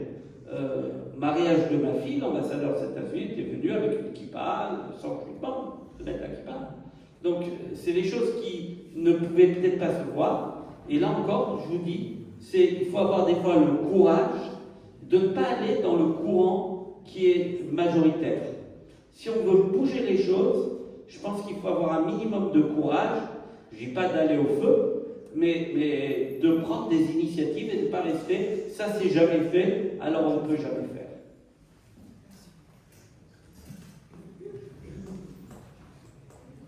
Vous avez été pionnier, vous avez été précurseur, tout le professeur Sirat quand le grand, j'allais dire le grand rabbin pour le pape, Jean-Paul. Vous permettez. Excusez-moi. Juste comme il parle du grand rabbin Sirat, qui est quelqu'un, qui est un grand rabbin pour lequel j'avais une énorme admiration, et j'allais toujours le voir, soit quand il venait en France. Je crois que je suis un des derniers rabbins français à être allé le voir, parce qu'il me disait, tout le monde m'a oublié maintenant que je suis en Israël. Et je crois que c'était 1 mois ou 1 mois et demi avant sa disparition, et je passais 2-3 heures avec lui à discuter. C'était un puits de science qui était pionnier. Combien de fois, quand il a été à la conférence des rabbins européens, il nous donnait, quand j'en étais directeur, il m'envoyait un texte à dire qu'il ne pouvait pas venir pour parler justement de la question d'interreligieux. Il faut rappeler tous ses mérites en termes de culture, en termes d'hébreu, dans les universités, et combien il a œuvré. Donc merci de rappeler sa mémoire avec autant de force et de vigueur. Tout simplement parce que c'était le président fondateur de l'Institut Maïmonide. Il venait souvent, c'est grâce à lui qu'on a eu l'évêque de Béranger en duo avec le professeur Edouard Rabassirat, qu'on a eu Claude Cohen-Temouji, qu'on a eu le cardinal Lustiger. Donc évidemment, c'est toujours avec beaucoup d'émotions que nous rappelons son héritage. Et quand Jean-Paul II, qui a effectivement balayé 2000 ans d'incompréhension d'Alain à la synagogue de Rome, a décidé de se rendre au côté de la Maraville, au mieux des petites lamentations de l'occidental. À quel rabbin a-t-il demandé d'accompagner? Le grand rabbin Sirat. C'était l'un des rares, effectivement, rabbinim à avoir été accueillis dans des pays arabo-musulmans. Voilà, donc tout comme vous, aujourd'hui. Et c'est toujours, effectivement, une émotion non faible que de rappeler, effectivement, son héritage. Alors, non content de travailler au quotidien par des voyages, par des rencontres, par des conférences, vous écrivez également, et tout prochainement va paraître, on vous a fait circuler un feuille de souscription spéciale d'ailleurs, à l'occasion de la conférence de l'Institut Maïmonide, Averroès, Thomas d'Aquin, 2 regards, une espérance, chrétiens et juifs, 60 ans après Nostraïdaté, Monseigneur Étienne Beto et le grand rabbin Moshe Lévy, entretien avec Marc Benvenis. Donc nous vous encourageons à y souscrire. Il y a des feuillets à l'entrée, vous remplissez au prix de 15 € et non pas 18 €. Et vous aurez aux éditions. Transmettre. L'éditeur, c'est les éditions Transmettre, il l'a fait trop rapidement. Il n'a pas marqué l'édition, c'est les éditions Transmettre et ça sort en février. Alors on va donner la parole au public. Je pense qu'ils ont envie de vous interroger, mais juste vous raconter une anecdote. Quand on a reçu le cardinal Lustiger en 2006, c'était une entrée libre. Et l'ancien président délégué, prédécesseur de M. Elki, Guy Zemmour, a dit on va faire participation aux frais. Ceux qui veulent donnent quelque chose. J'ai dit pourquoi vous faites ça? Il me dit longtemps, c'est moi qui me l'ai appris, un spécialiste à l'époque du Moyen-Âge, que l'Église, que ce lien des Juifs et de l'argent vient de l'Église au Moyen-Âge. L'Église chrétienne, catholique à l'époque, il n'y avait pas les protestants, a obligé les Juifs à porter un signe distinctif dans leurs vêtements, une pièce d'étoffe ronde censée rappeler les deniers de Judas le traître. La roue, elle retard retard. Cette identification, ce cliché antisémite numéro 1 encore aujourd'hui, les Juifs et l'argent, vient des chrétiens moyens. Eh bien, les gens donneront ce qu'ils veulent pour le cardinal Justiger, et nous on va donner toute la quête à l'Église. Et on a fait un don.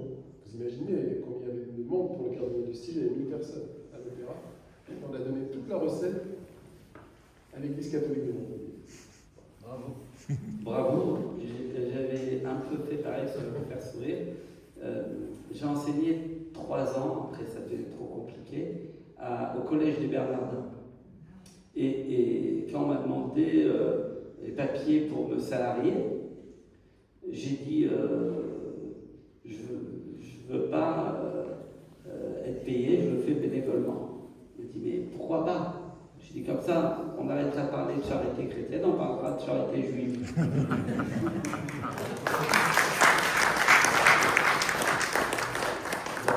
Une petite anecdote Voilà. qui n'en est pas petite. Lors de l'attentat de la Grande Motte, il y a 2 ans à peu près, le dimanche d'après, nous avons eu le grand honneur de recevoir Monseigneur Curini, archevêque de Montpellier, qui est venu nous donner à la communauté de la Grande Motte la quête du dimanche qui avait été récoltée dans toutes les paroisses. C'était un moment tout à fait, c'était symbolique, mais ça va tout à fait dans le même voilà. Merci Alain. Y a-t-il des questions pour le grand rabbin Lévin? Oui. Roger, puis le professeur Sultan. Roger, qui est vice-président de l'Institut Maïmonide, et on a organisé, je le dis avec le micro puisque tout est filmé, en 2004, j'avais eu un beau souvenir, organiser une belle table ronde, la fraternité d'Abraham, avec le professeur Sirac pour le monde juif, qui parlait d'antériorité, parce que c'était des guerres de religion à faire boucheter, le recteur Boubaker pour les musulmans, l'archevêque Tomaso pour le catholique, et Jean-Arnaud de Clermont, alors président de la Fédération protestante de France.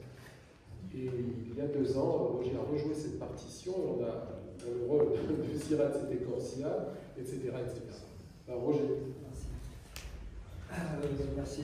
D'abord, bravo, félicitations pour votre exposé très brillant et qui donne aussi beaucoup de courage à toutes les personnes anonymes qui essaient d'œuvrer dans ce domaine.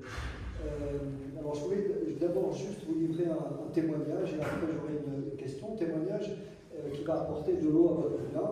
Donc, au mois de septembre dernier, j'ai eu le plaisir et l'honneur d'accueillir des jeunes lycéens. C'était une initiative du lycée La Merci, qui est un lycée catholique de Montpellier, et qui avait organisé donc une visite pour ses élèves d'une mosquée, d'une synagogue et d'une église, avec une présentation donc de ces 3 rites. Bon, il se trouve qu'il y a eu 2 sessions. La première session a été animée par le Rav Yaakov Citruk, et puis le jeudi, il n'était pas disponible, et on m'a proposé de me suppléer, ce que j'ai fait avec beaucoup de plaisir.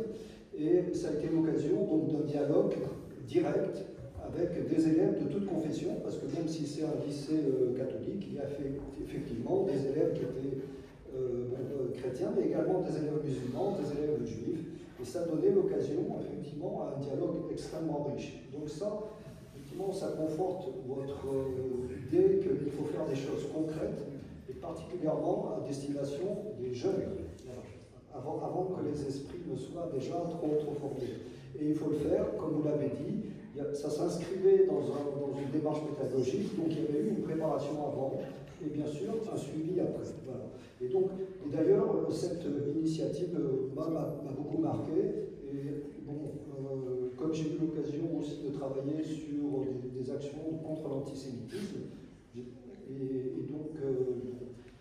l'occasion, au niveau de la région Occitanie, de leur suggérer de reprendre cette initiative et d'essayer d'apporter pour l'ensemble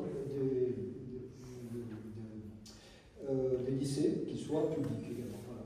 Et ma question, un peu dans le prolongement, moi je m'aperçois, il y a quelques années j'ai été vice-président de la communauté de Montpellier, et moi j'ai été effectivement très sensible à ces questions de dialogue interreligieux. On s'aperçoit que ce n'est pas forcément toujours le cas dans toutes les communautés. Donc ma question c'est, est-ce qu'au niveau du consistoire central, vous avez un programme pour que dans la formation ou après dans le suivi des rabbins, ils aient des objectifs par rapport à ce dialogue interreligieux, c'est-à-dire au-delà d'animer une communauté, est-ce qu'ils ont dans leur feuille de route, est-ce que vous leur inculquez cette nécessité de développer aussi, je ne suis pas évidemment à la place de leur mission principale, mais ce dialogue interreligieux, judéo-chrétien, localement. Parce que comme vous l'avez dit, ça passe par des relations interpersonnelles. Voilà, merci. Alors, l'école rabbinique, personnellement, je ne suis pas intervenant à l'école rabbinique. Pour autant, le Grand Bain de France, qui est le président de la commission administrative de l'école rabbinique, a inscrit le programme Emouna obligatoire pour tous les élèves. Donc, il n'y aura pas un rabbin qui n'ait pas rencontré un prêtre pendant au moins 18 jours, un pasteur, un imam, un bouddhiste, pendant 18 jours. Et puis, dans cette formation, j'ai oublié de le dire, de 18 jours, à l'issue, ils doivent présenter une note individuelle, mais aussi collective. Il y a un travail collectif avec 3-4 religions qui se fait. Et il y a eu des choses magnifiques.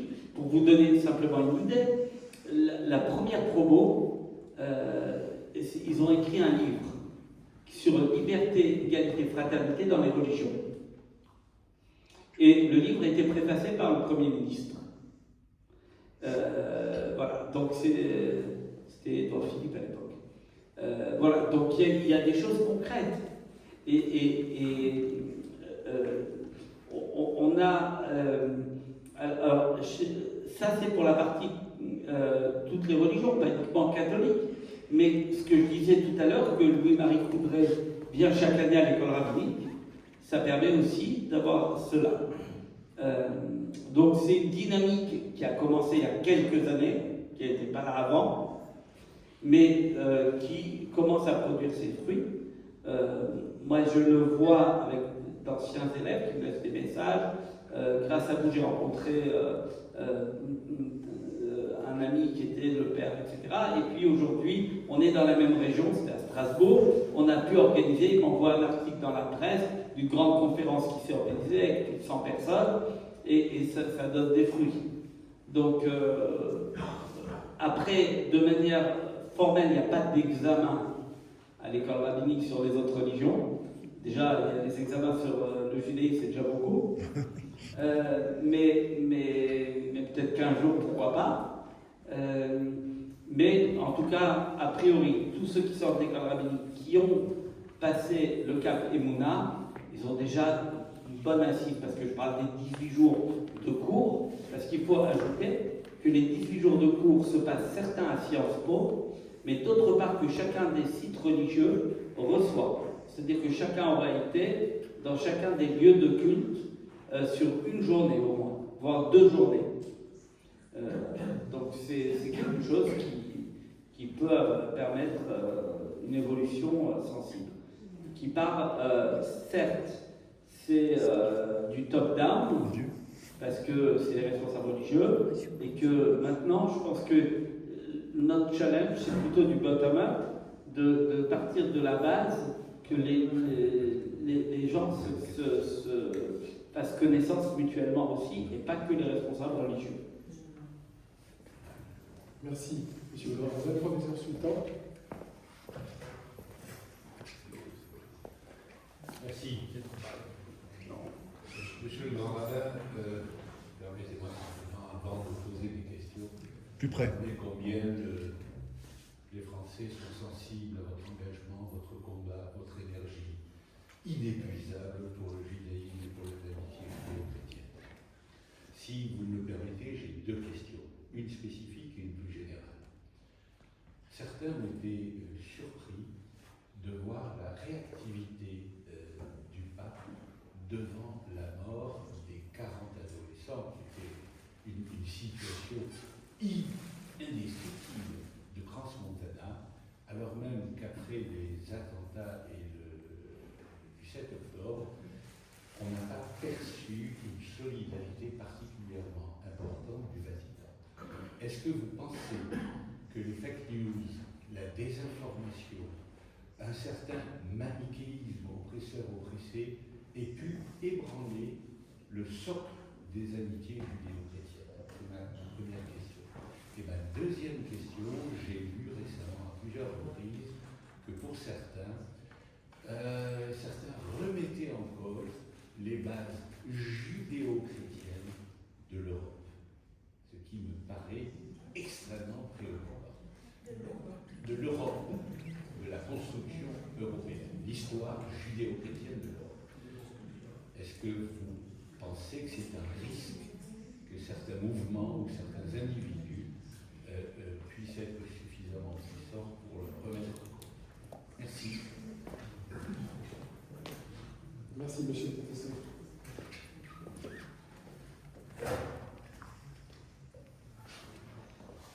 Effectivement, ce que vous dites en termes de Crans-Montana, mais je pense que l'émotion a été terrible, d'abord parce qu'il y a une proximité géographique. Ensuite, je ne vais pas tout mettre sur ce compte. Il y a une proximité géographique et puis des Français. Alors vous me direz, le 7 octobre, il y a eu aussi des Français. Et d'ailleurs, même nombre. De manière assez surprenante. La réaction de l'Église. J'avais interpellé. Alors, il y a beaucoup d'évêques qui m'ont écrit. Juste après. Je prends un exemple, j'ai repris celui de Monseigneur d'Ornelas, qui le 7 octobre à 20h43 m'écrit, cher Moshe, quand un ami souffre, je souffre avec lui. D'autant plus que la violence surgit au jour béni du Shabbat. Que la paix vienne et que l'Éternel la mette dans les cœurs avec toute mon amitié, Pierre d'Ornelas. Alors, on n'a pas su. Vous savez, le problème est un problème aussi très médiatique. D'ailleurs, ce soir, ici, et si on parle sur la religion, mais quand je fais des conférences avec des prêtres, des imams, etc., et qu'on est ensemble, vous avez rarement BFM qui vient. Pourquoi? Parce que les médias, ce qui les intéresse, c'est de faire monter l'audimat. Or, quand vous brûlez une synagogue, une église ou un temple, eh bien ça fait plus monter que quand vous parlez de cohabitation fraternelle. C'est une réalité à laquelle on n'échappe pas. Je l'ai vu dans les rencontres de nos retraités. Donc, il y a une part à ce niveau-là de répercussion des médias. Le pape François, je ne parle pas de la fin de son sacerdoce, mais a reçu des familles d'otages, on avait moins d'écho. Il a lu des textes pour les otages, appelant à leur libération. Parce que moi, j'avais interpellé un certain nombre d'évêques ou de cardinaux en disant mais qu'est-ce que fait le pape sur ça? Il m'envoyait les textes. On ne les voyait pas dans les médias. Donc, il y a eu des choses qui ont été faites. Mais ce n'était pas répercuté. Ça n'intéresse pas trop. Après, l'émotion, sur la question de l'émotion. Crans-Montana a eu... non, j'ose dire que Crans-Montana, il y a eu un incendie involontaire, mais où il y a des responsables vraisemblablement. Or, sur Gaza, il y a eu le 7 octobre, et quelques jours après, il y a eu des bombardements sur Gaza. Donc, les bombardements sur Gaza ont fait contre-feu de ce qui s'est passé avant, sans penser que l'un était lié à l'autre, sans faire de lien. Or, c'est vrai que la question du serviteur souffrant et du martyr entre guillemets, de Jésus est quelque chose qui hante les consciences et que la théologie chrétienne est plus dirigée en disant celui qui a raison, c'est celui qui est martyrisé. Comme les images incessantes des médias étaient sur Gaza et qu'on a presque oublié qu'il y avait des otages, mais qu'on ne voyait que les Israéliens qui bombardaient, eh bien ça a heurté les consciences, et les consciences catholiques aussi. Pour autant, je vais modérer les choses. Sciences Po, dont on a beaucoup parlé, vous allez voir un petit peu, ça devait être le 11 ou 12 mars. Le 11 mars, exactement. Vous vous souvenez, lorsqu'il y a eu ces manifestations devant Sciences Po, où des responsables politiques LFI étaient venus pour manifester, encourager les jeunes, avec les mains rouges, etc., et il y a eu de la violence. Il y avait un cordon de CRS. La veille au soir, on avait une masterclass de Sciences Po, 400 jeunes. Donc ce n'est pas que Emouna, c'est ouvert à tous les autres. Cette masterclass, on avait des spécialistes de géopolitique, on avait des responsables religieux et une journaliste, grand reporter, qui animait le débat. Ça s'est plutôt bien passé. Qui étaient les responsables religieux? D'abord, en préparant la masterclass, j'avais demandé à ce qu'il y ait des responsables religieux. Alors, pour la partie catholique, c'était encore Monseigneur Dornelas, parce qu'il était en charge de tout ce qui est question éthique au sein de l'Église. Et il a eu, je me permets de rappeler, il a eu le prix de l'amitié judéo-chrétienne 2019. Et c'est un grand évêque. Toutes les questions d'éthique, vous qui êtes professeur en médecine, toutes les questions d'éthique et de vie, etc., c'est lui qui gère pour l'Église. Pour la partie musulmane, j'avais souhaité qu'il y ait un imam qui a manifesté contre l'antisémitisme, pour la marche contre l'antisémitisme, et qui avait condamné les actes terroristes du 7 octobre. Là, ça se limitait beaucoup. En réalité. Chalgoumi. Non, pas Chalgoumi. Celui qui est intervenu, à un bon niveau, on va dire, universitaire, c'est le grand imam de Bordeaux, qui s'était manifesté, qui a condamné, et qui a décidé de marcher contre l'antisémitisme. Eh bien, ça s'est très bien passé. Tarek, ça s'est bien passé. Je vous dis 400 jeunes. Pas un mot dans la presse. Le lendemain, il y a les manifestations, et là, la presse, ça tourne en boucle. Alors la presse nationale, parce que la presse régionale met en lumière toutes les actions de fraternité, je le vois notamment ici à Montpellier, que ce soit le Midi Libre ou la Gazette, mais au niveau national, surtout les chaînes d'information continue qui cherchent le sans sas. Oui, voilà, c'est ça. Et je crois que c'est un peu ces deux facteurs, en prenant un peu de recul sur les événements, qui ont fait, bon allez, ils se sont vengés, alors on n'a plus besoin d'en parler. Les Israéliens se sont vengés, donc on a perdu. Donc, mais je pense que c'est la conjugaison de ces deux choses. Il y a eu des choses qui se sont faites, on a entendu des évêques. Je dis, Monseigneur Dornelas, il a annulé quelque chose pour venir. Il m'a dit, comme tu me le demandes, je viens. Donc, il y a eu, et vraiment les paroles qu'il a données. Alors, pour la petite anecdote, on avait demandé à l'organisation qu'il y ait quand même des personnes pour la sécurité des lieux. C'est jamais mieux de plus prévenir que de devoir guérir. Et moi, j'étais venu en voiture, je suis parti à ma voiture de Sciences Po et je suis rentré chez moi.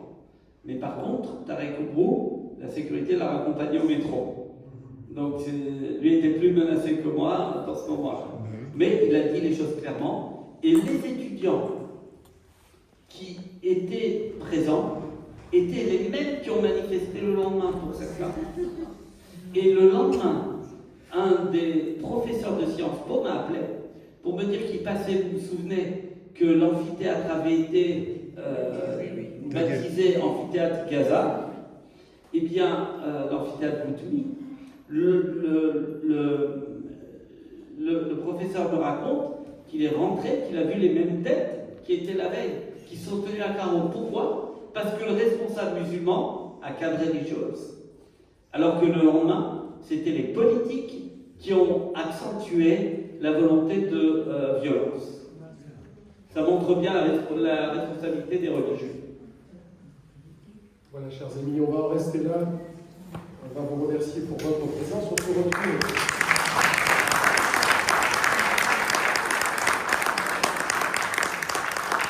On va se retrouver la semaine prochaine avec une autre figure du judaïsme français, le docteur Richard Praskier, qui a été président du comité français de la chaîne et qui effectivement interviendra sur l'actualité des Juifs en France.